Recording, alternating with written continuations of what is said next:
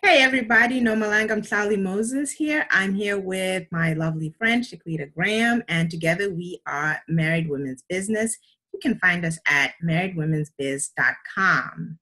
So today has been quite a day. We just finished talking about all the things that are going on with Black people, throwing other Black people under the bus. The latest victim of this is three-part. It's Oprah Winfrey, Lee Daniels, and Tyler Perry. And the person doing the throwing was Monique. Apparently, this past weekend, she did a stand-up bit, which, of course, she's a stand-up comedian. That part is not new. But she literally told Oprah, Lee Daniels, and Tyler Perry that they could suck her D if she had one, because they got her blackballed or whiteballed, even though none of them had any balls. It was quite a thing. I'm sure we'll quite a private parts fest. We'll put a link in the comments section in the description here for you to see the video. But Shaquita, you saw the video clip of Monique throwing all that shade. What did you think? Well, first of all, I love how comedians can just get away with saying anything. I mean, she's a comedian, but on one hand, it was real. So it's twofold. On the one hand, I love what Monique did here because it reminds me of the fact that we have a major problem, and it's not funny. We have a major problem in the Black community where we have Black people who not only do they support white supremacy, but they love to use whatever power they have to hurt other Black people. And that's really psychotic. It's really crazy. And it stops us from winning as Black people in a sense until we deal with them. And they do. People like that, they do need to suck a D. I mean, that's just the bottom line. So let me get this straight. You're saying you agree with Monique that Oprah, Lee Daniels, and Tyler Perry need to suck a D. Now, see, don't, Noma. I'm just trying to get it straight here. I'm trying to get it straight. You guys, okay. So what I'm saying here is that if she feels like they need to suck a D, I can understand where she's coming from. Okay. Because when people attack me and other people in the Black community, I think that that's an appropriate statement for them. And okay. I love the fact that she's not afraid to speak out against people who are attacking and oppressing her, because it's obvious that she has confidence that she can make her own way, her own opportunities, and that nobody can stop her, which is great. I mean, in the Black community, we need to feel that we need to have confidence enough to fight against oppression. We need to feel like we can build our own opportunities for ourselves despite those that are coming against us. So I love that about Monique. But let me just say this one thing before I toss it back to you, Noma. When you participate in activities like making what many people consider a racist, white supremacist nightmare movie like Precious, and then she also produced another movie about the gay lifestyle in Black life or something called Blackbird. Some people will say you deserve horrible karma to come upon you, because those images, a lot of people feel, are very, very, very destructive to the Black community. So it's twofold for me. What about you? Well, I looked at this from both sides. On one hand, I agree with you that if somebody is using whatever power they have to oppress another Black person and to actually kind of stop them from getting their paycheck or getting paid, that is very problematic. Mm-hmm. Then on the other hand, I read a lot about how Monique was becoming very, very difficult to work with. And I don't believe that. I don't believe that. I remember reading that she, I think she's on her third marriage. So her husband is her low blow. No, I wasn't even trying to blow it wasn't a dig at her. I'm just saying that I remember that her husband, at the time he was relatively new husband, and I think it's her third husband. She was the act, and he was the manager. And apparently he was making demands that were crazy, And that's one of the reasons why even in that bit where she went off on Oprah and them, she was like, they wouldn't pay me enough. They wouldn't do this. They wouldn't do that, but they'll do it for white people. Now, she's probably right. You know, the truth is across the board, whether it's Hollywood, music, or whatever it is, for the most part, the white supremacist system, which most things operate in, will pay white people more than they will pay Black people. I once saw this list of, you know, what in the comedies or the comedy series or whatever, going all the way back to Friends, and then now, yeah, all these sitcoms. And it was talking about The Big Bang, Charlie, the one that Charlie Sheen was on. And then it went all the way to Blackish, and the people in Blackish were making the least amount of money. But Blackish is such a successful show, and so many people love it. And it's on prime time, just like all the other shows. But those actors get paid the absolute least. And the same thing for Empire. Say what you will about the show, whether you like it or not. The fact is it's a successful show, and it's on prime time. But again, those actors were right at the bottom in terms of what they were getting paid.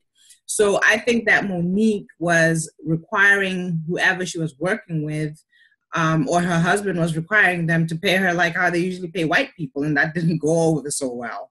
And then she had other demands and things. Now, of course, I personally think that she should have made those demands, but at the same time, the results is what she's dealing with now.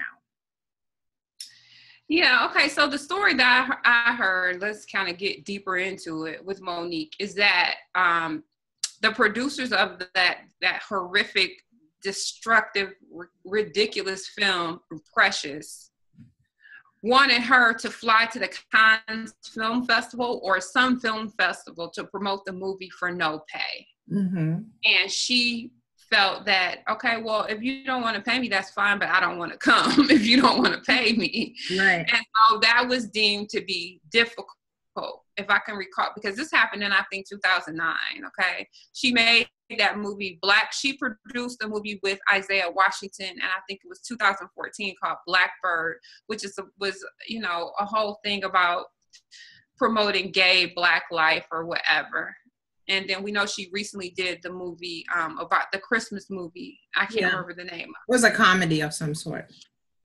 Yeah, I'm sorry, I can't remember the name of that. Okay, so in that scenario, you have a lot of incorrect behavior on both sides. And this is the thing we need to get rid of in the Black community. Because if I was a Black producer, you know, I understand that I'm walking a tightrope in a system of racism, white supremacy in Hollywood. But I'm going to try to get my sister her money. You know what I'm saying? I'm like, okay, Monique, you know, I can't do you like I would do, you know, I don't even know the names of these white actresses, but whoever they are.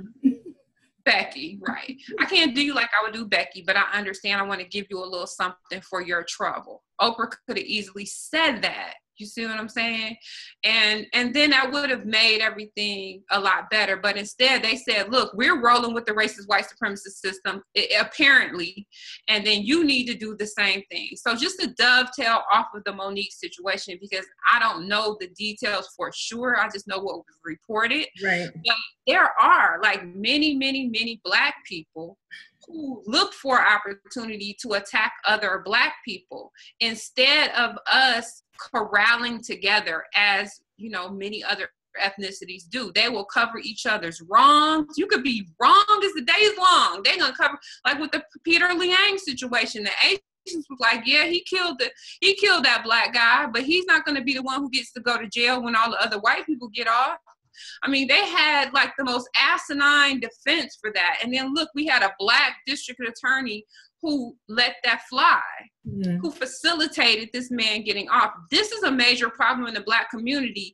And until we address these Black, what I call Black Anglo-Saxons, as Monique, I feel like she was trying to do in a sense, then we are going to have really a real difficult time defeating our enemy. And to be honest, you know, Monique is a part of that structure from the standpoint of the media that she's promoted. You know, that movie Precious was so destructive. I think we were talking about how a lot of Black people have a little nickname of Precious for their little cousin or their little niece. Or their daughter, yeah. Doing that, you like, look, I don't even want to hear the word Precious, the way that movie was. So, you know, what do you think about that, Noma, from that perspective? Well, just yesterday I actually put up a post and I said that a lot of Black people have no understanding of what loyalty means. Mm-hmm. And I really believe that because I see it too much, where I feel like people don't really understand what it means to be loyal to somebody, or loyal to your community, or loyal to your people. Yeah, your people, your brothers and sisters. Yeah, people don't seem to understand that. And the way I look at it is I think of family, and I think about the fact that when I have a family member who offends me or I offend them, there's nothing wrong with calling them out on what they've offended me with, but it should never spill outside of the family where everybody who's not family now sees that I have a problem with a family member of mine. Because in all the confusion, just like we're having this conversation, people can't even tell who's right or who's wrong. And we're painted with the same brush of people who can't manage their relationships, can't seem to get along enough to get up and do something. So it's really horrible and it's really ugly on both sides. I think that when there's conflict, people need to dig deeper in terms of finding conflict resolution skills. And that's lacking. I mean, Oprah is a major figure. Tyler Perry is a major figure. Lee Daniels is a major figure. Monique is a major figure. They should not be dragging each other like that. Now, Oprah, Tyler Perry and Lee Daniels will probably stay silent and not even respond to what she's saying because they feel like, well, we're not going to dignify that with an answer, something like that. But the truth is the damage is done. We're already talking about it. We're already wondering if really that's the kind of people they are. I question Monique too, that she's still spilling stuff out. You know what I mean? To me, it's ugly either way, regardless of at the end of the day, when we analyze it, who was wrong, who should have done what, who shouldn't have done what. The fact is, it should never have spilled out to the point where we're now having a conversation about it, where white people are looking and thinking, they can't get it together for nothing. And that's the way I feel is the major problem here. I feel like loyalty is grossly misunderstood. People don't understand, no matter how mad I get at a family member, and by family member, I mean you, I mean other people in my community and in my circle. No matter how mad I get at those people, it's not going to spill out where it gets disgusting and messy and other people have opinions and things like that. That to me is very disheartening. And I would have thought that people as prominent as the group that we're discussing would know better. Well, or would do better. You know what? I have to just take it out of the celebrity realm because the actions of Oprah, Tyler, Lee Daniels. Oh my God, him. Oh, and Monique are all questionable as far as what they contribute to the Black community. I would say Monique maybe a little less so, but that whole star factor, you're participating in a system that's designed to destroy Black people, period. And I do see that Oprah Winfrey has brought up stars like Ava DuVernay with 13. What's it called? 13? Mm-hmm. 13. Like that was a good work. She really catapulted somebody like Ava DuVernay.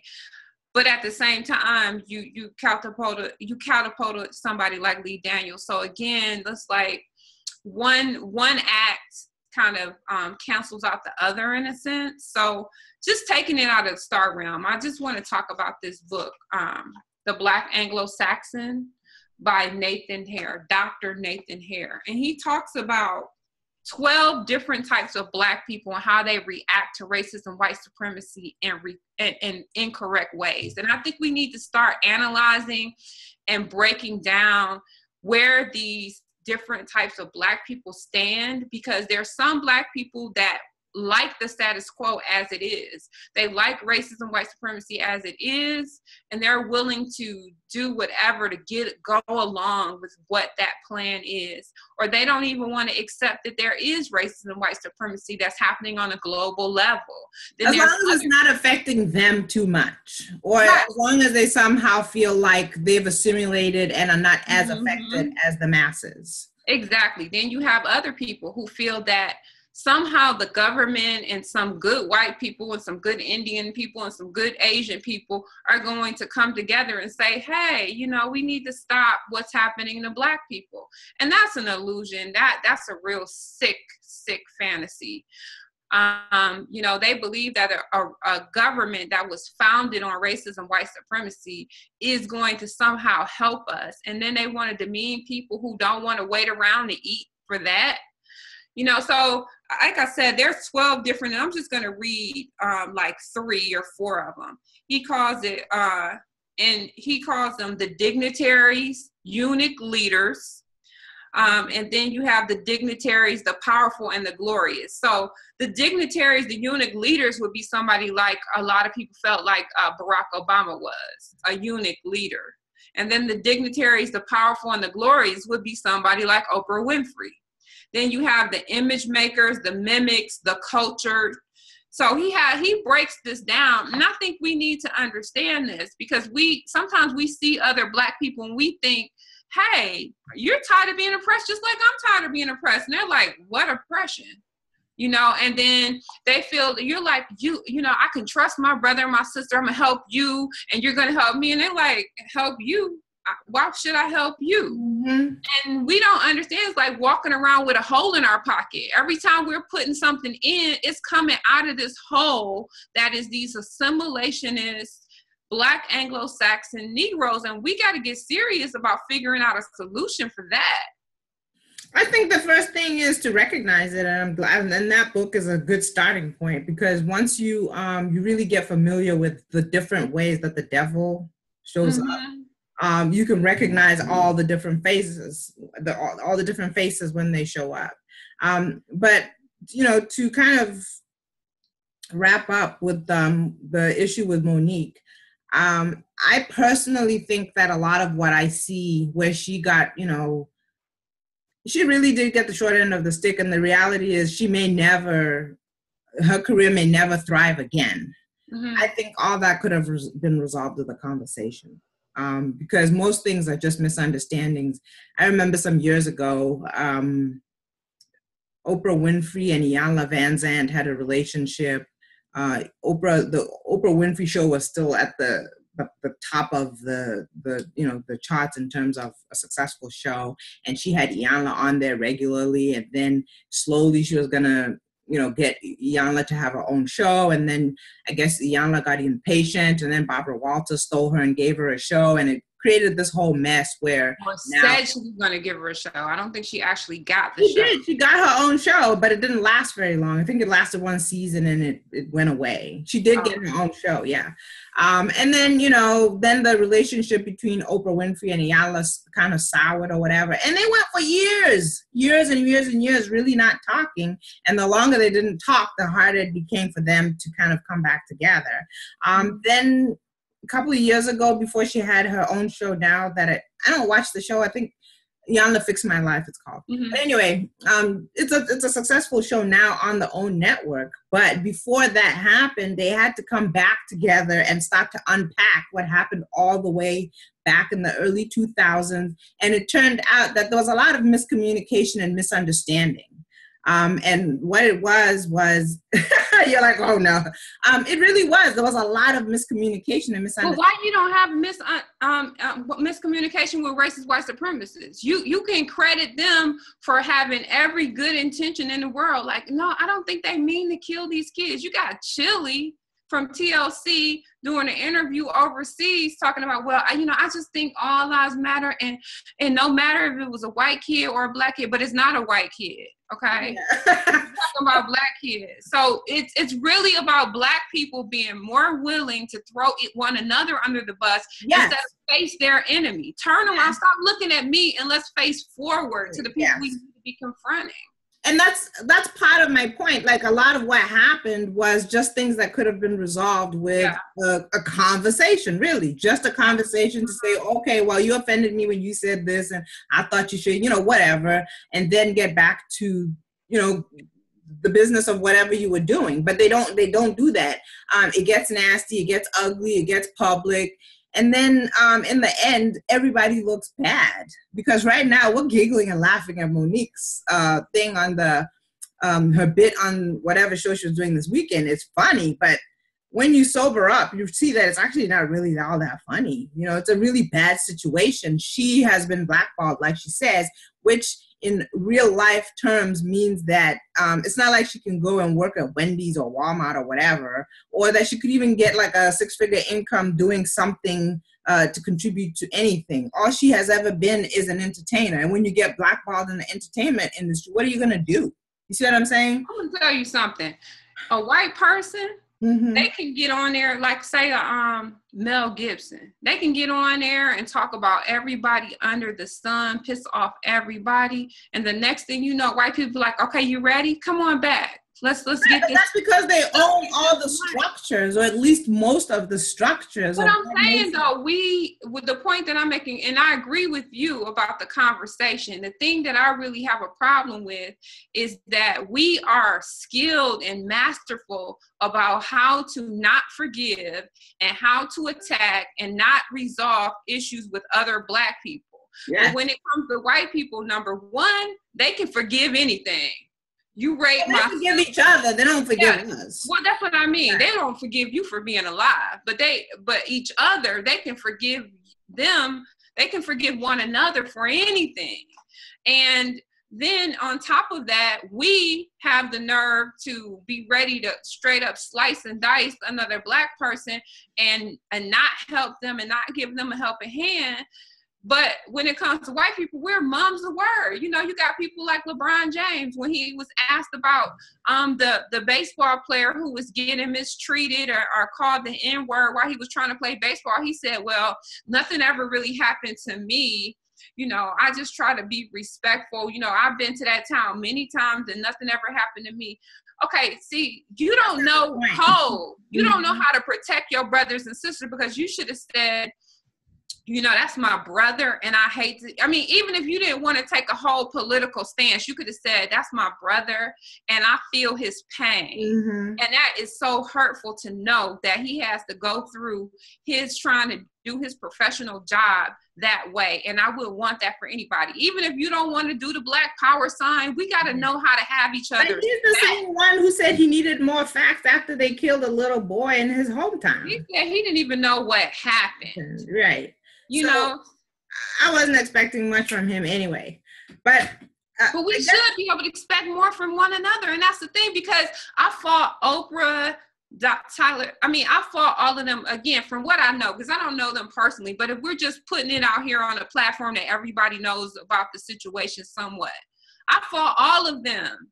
Because number one, you shouldn't even have Monique out there represent Black women like that, period. Lee Daniels, he should not feel comfortable walking around in public with the way that he has offended the Black community and the way that he has attacked the Black community. But that aside, you should have protected, you all should have protected one another, period. Right. And on that point, I think we wholeheartedly agree, which goes back to my point where I said that I think that a lot of Black people just don't seem to understand what loyalty means. Exactly. And it doesn't mean you that say these, you said it was a song, right? Being loyal. But yeah, and I think that that's one of the things, you know, when we talk about restoring the Black family, the Black community, and so forth, we really need to relearn loyalty. Because when we lose that, that's when you start seeing all these ugly things where everybody, well, not everybody, but Black people feel comfortable throwing other Black people under the bus. And for what? Really, I mean, to what end? What does Monique gain? What does Oprah gain? What do any of them gain? Nothing, except just some mess that we have to watch. And those who don't love us, don't like us, don't care about us are entertained by it. And that, you know, to me is what's sad. And I'm going to take the opportunity to just shout out the fact that, you know, if it wasn't for having a sense of loyalty to Blackness and embracing Blackness, you know, you wouldn't have people like Dr. Boyce out here doing what he's doing. You wouldn't have me and you out here doing what we're doing, because we believe in Blackness and we believe in the Black community to the point where we're saying, I don't want to try to reach to be something in white community and the white power structure. I want to reach out to my people, and I want to say that it's Black. I want to own up to blackness, because a lot of people say, I don't want it to sound black, I don't want it to be black, and we don't need to have the black title. But I was just driving down in this area in the city I live in, and it was these, I don't know if they're Vietnamese or whatever, because all the building signs and everything was in a whole other language. Mm-hmm. You know what I'm saying?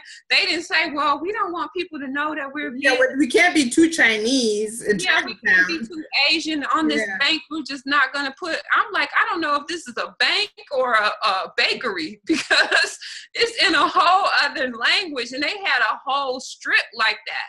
But we're afraid to say your black world, you know. And I love the fact that Boyce is unapologetic about that kind of thing. And then you have people who are going to sit there and attack him. They're going to sit here and attack us. The trolls are going to get down there in the comments and attack us. And then other black people are going to join in. Okay, listen, time out for that. We have people who are really trying to kill us, really trying to destroy us, really trying to wipe us off the face of the earth. And it's not going to work. I mean, we're going to win regardless, because you know, the strong survive. You know, the herd gets pruned, those weak fall off. And that's what's happening right now. We're seeing a lot of weak people fall off of this battle. But, you know, those of us who are stronger are going to continue to go, and we are going to win. Well put, Shaquita. So I guess the message is, in terms of the Black community, we should be more focused on building than tearing each other down. I mean, it's really not that complicated. It's really not that complicated. But I think we've exhausted the topic, and I don't want to upset myself by continuing to talk about it. But anyway, it's always a pleasure talking to you. I want to say to our audience, please check out Married Women's Business. It's at marriedwomensbiz.com. Also check out the Black Power magazine, which was authored by Shaquita Graham, and it is at mwbshow.com. And if you'd also like to check out the monthly series that we do of webinars, it is at mwbevent.com, mwbevent.com. Did you have anything else? No, I just want to thank everybody for tuning in, and I want to thank you all for the lovely emails and comments that we get. I want to thank you, Nomalanga, and I want to thank the strong Black people that are out there giving back to the community, loving the community, and embracing the community, because I experience those people quite often. Right. Thank you, guys. Thank you.